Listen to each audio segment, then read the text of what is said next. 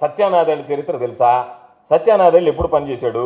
అసలు సత్యానాథల మైక్రోసాఫ్ట్కి సంబంధించి ముందు మైక్రోసాఫ్ట్ గురించి మాట్లాడొస్తే మైక్రోసాఫ్ట్ ఎక్కడొచ్చింది? 1998లో ఒక టెంపరీ సెటప్లో నడిచింది. ఆ తర్వాత రాజశేఖర రెడ్డి గారు 42 ఎకరాల 25 సెంట్లు భూమి వాళ్ళకి కేటాయిస్తే 2004 నవంబర్ 15వ తేదీ దానిని పూర్తి చేసి దానిని ప్రారంభించాడు ఆయన. ఆ ప్రాజెక్ట్ని రాజశేఖర రెడ్డి గారు ముఖ్యమంత్రి, బహుశా అమెరికా తర్వాత అతిపెద్ద మైక్రోసాఫ్ట్ కంపెనీ వచ్చింది హైదరాబాద్లోనే, రాజశేఖర రెడ్డి గారి హయాంలోనే. నీ హయాంలో రాలేదు. 1992లో మైక్రోసాఫ్ట్లో చేరాడు. నేను ఇంతకుముందు కూడా చెప్పా, ఒకసారి సత్యానాథన్లా మీరు ఒకసారి కొట్టి చూడండి, ఎవరన్నా గూగుల్కి వెళ్ళి సత్యానాథన్లా మైక్రోసాఫ్ట్లో ఎప్పుడు చేరాడు, ఎప్పుడు ఉద్యోగం ప్రారంభించాడు? 1992లో. అప్పుడు నువ్వు రామారావు వెన్నుపోటు కూడా పడవకపోతివే, ముఖ్యమంత్రి కాకపోతివే. నువ్వెట్టా ఈరోజు వచ్చి నేను నా సత్యానాథన్లో నేను పెట్టినటువంటి మైక్రోసాఫ్ట్లో చదివి అక్కడ బ్రహ్మాండంగా వృద్ధిలోకి వచ్చాడని చెప్పి గబ్బు మాటలు తప్ప, అబద్ధాలు తప్ప, వాస్తవాలు అనేటువంటివి నువ్వు నోటుకుండా రాకపోయా. నీకు రాజశేఖర రెడ్డి గారు చెప్పినట్టుగా మునిశాపం ఉండే, నిజం మాట్లాడితే తల ఒక్కలైపోద్దని చెప్పి. కాబట్టి దాన్ని కాపాడుకోవడానికి ఆ తలను అబద్ధాలు చెప్పడం తప్ప వేరే పనే లేకుండా పోయేటువంటి పరిస్థితి ఏర్పడింది. ఈరోజు ఏముంది? ఆర్భాటం, ప్రచారం, అబద్ధాలు తప్ప రాష్ట్రానికి చంద్రబాబు నాయుడు వల్ల ఒరిగింది ఏదన్నా ఉందంటే, చంద్రబాబు నాయుడు దావోస్కి ఎన్నిసార్లు పోయాడు? కోట్లాది రూపాయలు ఖర్చు పెట్టడం, జాకీలు పెట్టి లేపడానికి మీడియా సంస్థలు వాళ్ళకు పోయి ఉన్నయ్య లేని అన్నీ చెప్పడం, రకరకాలుగా అరచేతిలో స్వర్గం చూపించాడు. ఈరోజు నేను అడుగుతున్నా, ఇదిగో ఇవన్నీ మీకు సంబంధించినటువంటి పత్రికలు రాసినటువంటివే. రాష్ట్రానికి 150 సంస్థలు, ఈనాడులో ప్రధానంగా వచ్చినటువంటి ఆర్టికల్. పాపం ఈనాడు వాళ్ళు ఎవరన్నా ఉన్నప్పుడు చూసుకుంటే ఏమొచ్చాయనేటువంటిది తెలుస్తుంది. రాష్ట్రానికి 150 సంస్థలు, ఇదైపోయింది. తర్వాత ఏపీలో రక్షణ పరికరాల ప్లాంట్ లాక్హీడ్, ఇది ఎక్కడ మీద కనపడలే.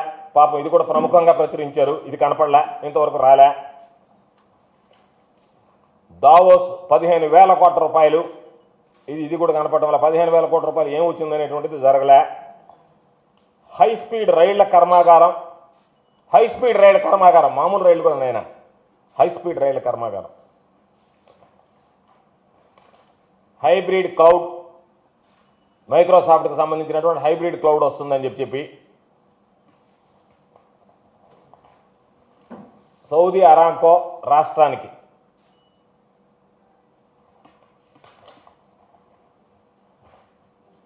భారీ రిఫైనరీ ఇక్కడికి కృష్ణపట్నంలో ఏర్పాటుకి సౌదీ అరామ్కో రెడీ. కృష్ణపట్నంలో నేను దాదాపుగా 10 సంవత్సరాలు ఉన్నాయి ఇక్కడ శాసనసభ్యుడిగా. పాపం చంద్రబాబు నాయుడు చెప్పింది ఇంతవరకు రాలే. మళ్ళీ ఇప్పుడేమన్నా వద్దాం చూద్దాం. కనీసం రాష్ట్రానికి ఎయిర్ బస్, మామూలు బస్సులు అనుకునేది, విమానం ఇది ఎయిర్ బస్ అంటే.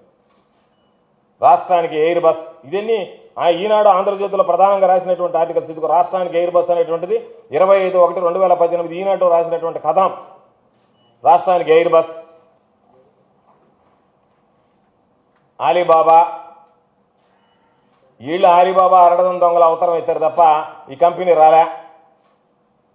ప్రముఖ వ్యాపార సంస్థ ఆలీబాబా వచ్చేసిందని చెప్పి చంద్రబాబు చెప్పినటువంటిది.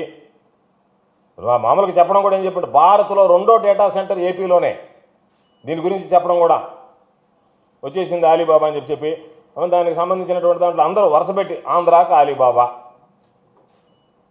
ఆంధ్రాలోనే ఆలీబాబా ఉంటే మళ్ళీ ఆంధ్రాకి ఆలీబాబా దేనికి అన్నట్టుగా అయిపోయాయి పరిస్థితి. ప్రతి దగ్గర అదే ఆంధ్రాకి ఆలీబాబా, వరుసపెట్టి ఓదర కొట్టినటువంటి కామెంట్స్ ఇవన్నీ.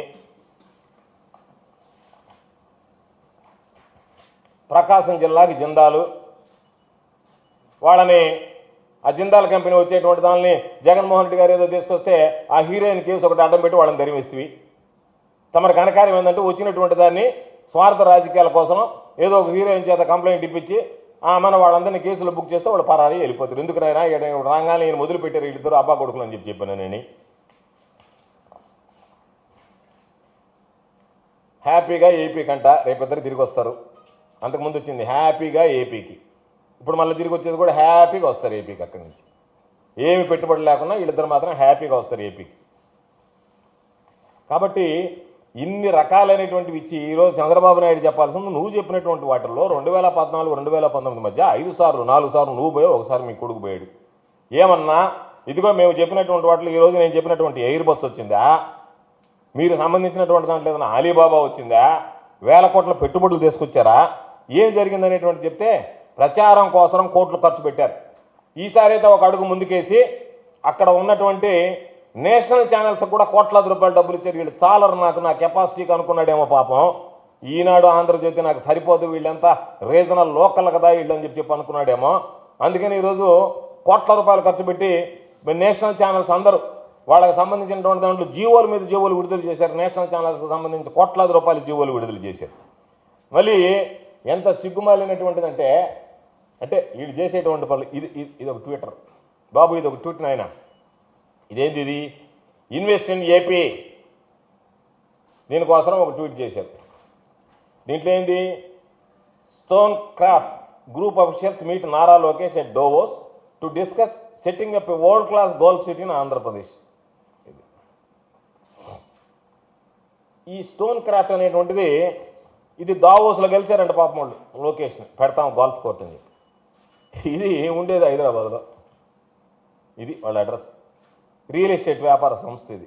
ఇదిగో వాళ్ళ అడ్రస్ ఏంది? 6-3-1109/1 రాజ్భవన్ రోడ్, సోమాజిగూడ, హైదరాబాద్. హైదరాబాద్లో ఉండేటువంటి వీళ్ళు ఆయన దావోస్లో కలిసి ఆయనకి ఇన్వెస్ట్ చేస్తాం గల్ఫ్ కోర్టుగా అని చెప్పారంట. ఆడదాకా పోయి పాపం వాళ్ళకేమన్నా జలబొట్టి డబ్బులు ఉన్నాయని చెప్పేమన్నా విమానంలో పోయారేమో తెలియదు. పోయి ఆడకపోయి చెప్పారని చెప్పి అక్కడ ఇన్వెస్ట్ ఇన్ ఏపీ అని చెప్పి పెట్టాడు. తీరా చూస్తే ఆ కంపెనీ ఉండేది అక్కడ రియల్ ఎస్టేట్ కంపెనీ. హైదరాబాద్లో రియల్ ఎస్టేట్ వ్యాపారం చేసేటువంటి ఆ కంపెనీ ఉండేది రాజమోహన్ రోడ్లో. అంటే వాళ్ళు ఇక్కడికి వచ్చి కలవడానికి పాపం హైదరాబాద్ నుంచి విజయవాడ కలవడానికి టైం దొరకలేదు. లేకపోతే వీళ్ళు అక్కడికి ఏమైనా టైం ఇస్తాం అక్కడికి రమ్మన్నారు. ఇక్కడ మాకు బిజీగా ఉన్నాము, ఇక్కడ మేము ఉండేదానికి వీలు కాదు కాబట్టి అక్కడికి రమ్మని చెప్పారేమో తెలియదు. కానీ మీ పరిస్థితులు ఇది.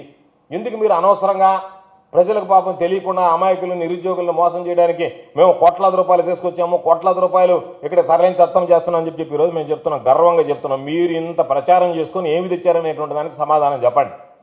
జగన్మోహన్ రెడ్డి గారు వెళ్ళారు. జగన్మోహన్ రెడ్డి గారు ఏ హంగామా లేకుండా వెళ్ళాడు. 2022లో వెళ్ళాడు. వెళ్తే ఆయన ఏమి తెచ్చాడనేటువంటిది కూడా చెప్తాం. దాదాపుగా ఈ రాష్ట్రానికి ఆయన వచ్చిన తర్వాత 1,26,000 కోట్ల రూపాయల పెట్టుబడులు వచ్చాయి. మీలాగా మేమేదో ఆలీబాబా, ఎయిర్ బస్సు అని చెప్పి వదిలేయడంలే. మేము తెచ్చినవేందో కూడా చెప్తాం. ఇవన్నీ మేము చెప్పినటువంటి రాష్ట్రంలో ప్రారంభమైన ఉత్పత్తిని కూడా ప్రారంభించాయి. టెక్ మహేంద్ర CEO సిపి గుర్నాని దాదాపుగా 200 కోట్ల పెట్టుబడితో ఇథనాల్ ప్లాంట్ పెట్టి ఇథనాల్ ప్లాంట్ పెట్టి ఉత్పత్తి కూడా ప్రారంభమైంది.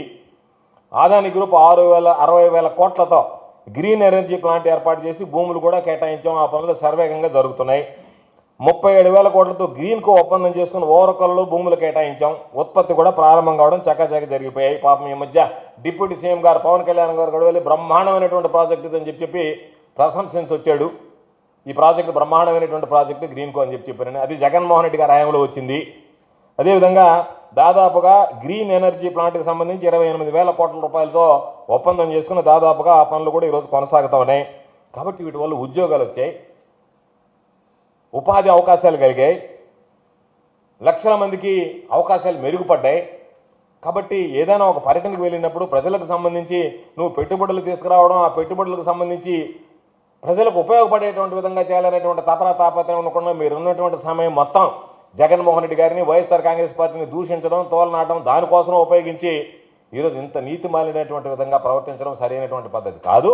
కాబట్టి ఇప్పటికైనా మీకు చిత్తశుద్ధి ఉంటే నిజంగా మీకు ఆంధ్ర రాష్ట్ర ప్రజల మీద, ఆంధ్ర రాష్ట్రంలో ఉండేటువంటి నిరుద్యోగుల మీద, ఆంధ్ర రాష్ట్రంలో చదువుకున్నటువంటి యువత మీద వీళ్ళకి ఉద్యోగ ఉపాధి అవకాశాలు కల్పించాలి అనేటువంటి ఆలోచన ఉంటే దయచేసి ప్రచారం కోసం ప్రాకులాడకండి. ప్రచారం కోసం కోట్లాది రూపాయలు ఖర్చు పెట్టకండి.